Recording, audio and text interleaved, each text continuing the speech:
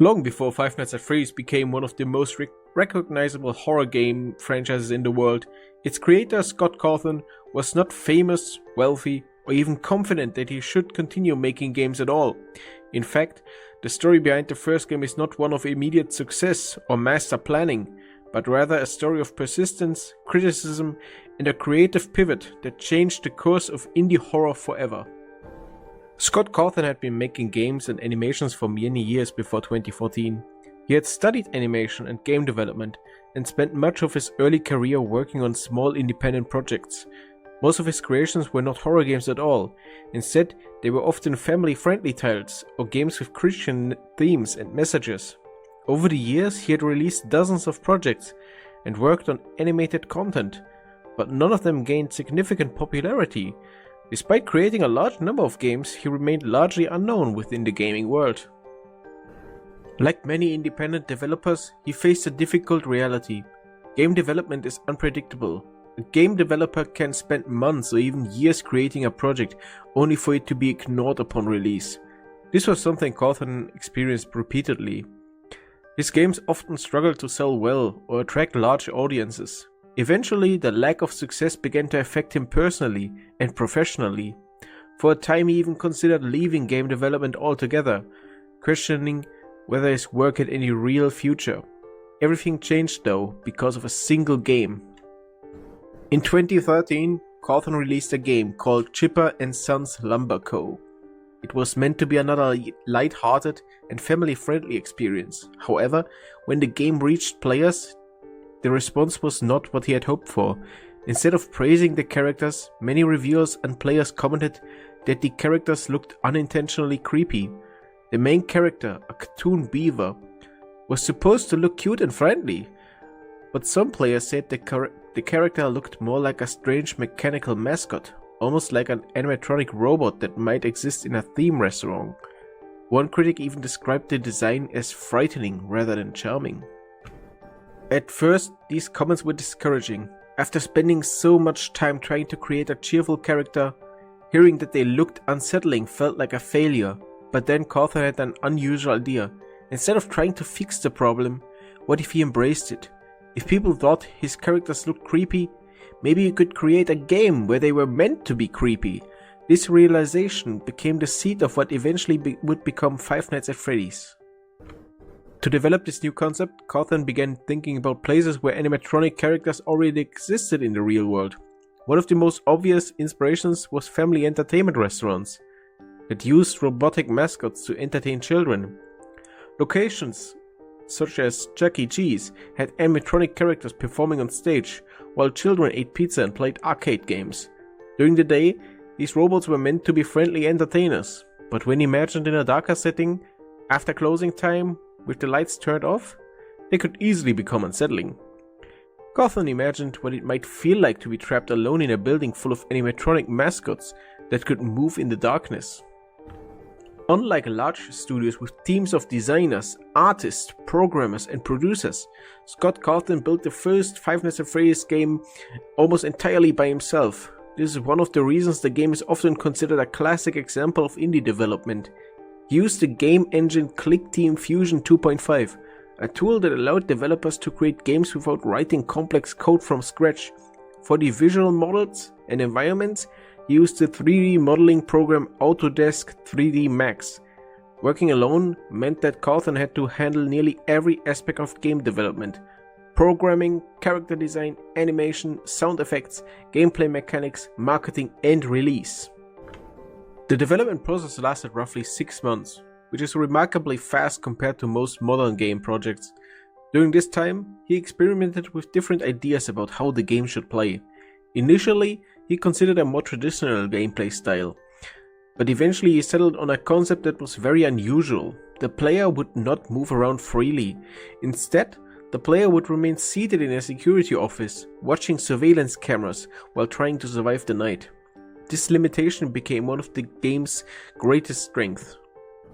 The core gameplay idea was simple but incredibly effective. The player takes the role of Mike Schmidt, a night security guard hired to watch over a small pizza restaurant called Freddy Fazbear's Pizza. The job seems easy at first. Sit in an office, and watch the security cameras until morning. But the player quickly learns that something is deeply wrong. At night, the animatronic mascots roam the building, and if they find the player, they attack. Because the player cannot fight the animatronics directly, survival depends entirely on observation and resource management. The security office has 2 doors and a limited amount of electricity that powers lights and cameras. If the player wastes too much power, the doors stop working, leaving them defenseless. This design creates a powerful psychological tension. The player is constantly forced to decide if he wants to check the cameras or when to close the doors and when to conserve power.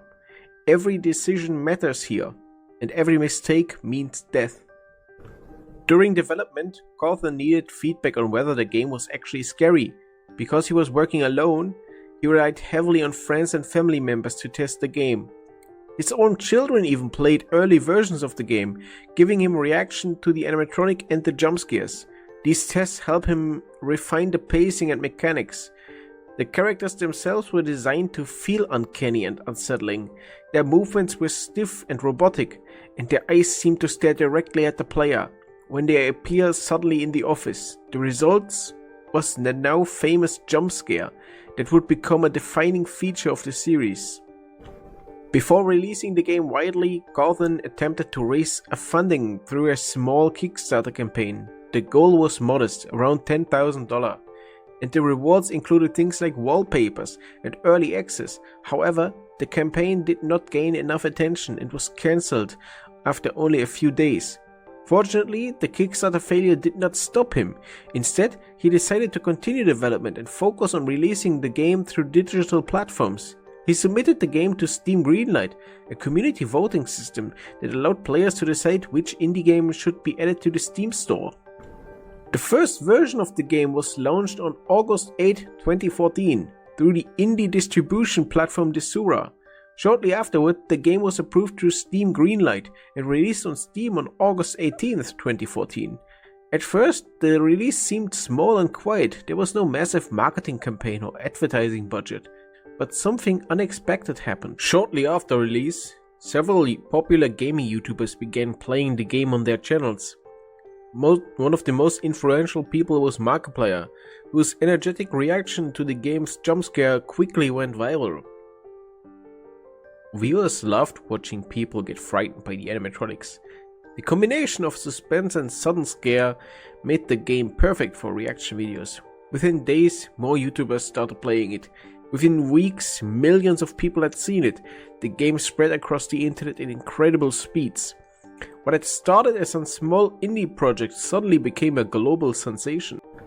There were many horror games before Five Nights at Freddy's, but this one felt different.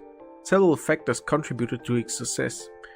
First, the gameplay was simple and easy to understand. Players did not need complicated tutorials or controls. Anyone could start playing immediately. Second, the setting was unique. Instead of a haunted house or dark forest, the game took place inside a children's pizza restaurant filled with mascot characters. Thirdly, the games encouraged speculation and theory. Hidden clues in the environment hinted at a deeper story involving missing children and haunted animatronics. Players began discussing these secrets online, trying to piece together the hidden lore. The community itself became part of the experience. Originally, Cawthon had considered the first Five Nights at Freddy's to be his final game. After years of limited success, he expected it might be his last attempt before moving on to something else. But the unexpected popularity changed everything. The game sold extremely well and built a passionate fanbase almost overnight. The success encouraged Cawthon to create a sequel, which he released only a few months later. That sequel was Five Nights at Freddy's 2. More games followed rapidly, expanding the lore and introducing new characters. In fact, the franchise released so many games in such a short time that it even earned a Guinness World Record for releasing the most video game sequels in a single year.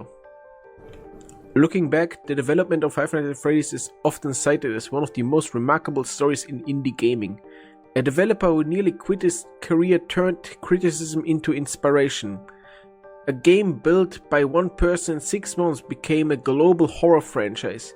The series eventually expanded into novels, merchandise, and even Hollywood films, released several years later. But none of that could have happened without the first game. The small experimental horror project that embraced what others once saw as a mistake. Today, Five Nights at Freddy's is remembered not just for its scares, but for the story behind its creation. It is proof that sometimes the things people criticize most about your work can become the very thing that makes it legendary.